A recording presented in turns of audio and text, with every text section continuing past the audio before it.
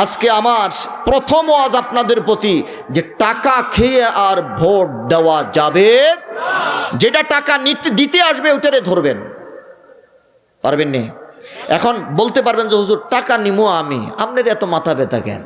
আমার মাথা ব্যথা হলো এই, আপনি টাকা খাইয়া একটা সিটার, বাটপার, টাউডার, ভোট কি জানো, গম চোর, ডাইল চোর, কম্বল চোর, রড চোর, এদেরকে আপনি আমার ইমাম বানাইয়া দিলেন।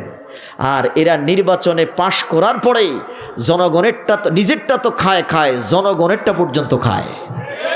ওই ভোটের আগের রাতে আপনি খাইছেন আর ভোটের পরে তারা খায়, গড়ে কি সমান। মাঝখান দিয়া জাতি ধ্বংস হয়ে যায়।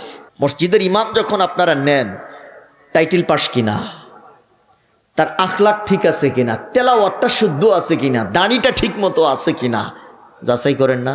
মসজিদের ইমাম যেভাবে আমরা যাচাই বাছাই করে নেই, সমাজের ইমাম, রাষ্ট্রের ইমাম যে হবে, তাকে যদি আমরা এইভাবে যাচাই বাছাই করে নিয়োগ দিতে পারতাম, খোদার কসম এই জমিনে কোনোদিন রডের পরিবর্তে বাঁশ দেওয়ার সাহস পাইত না।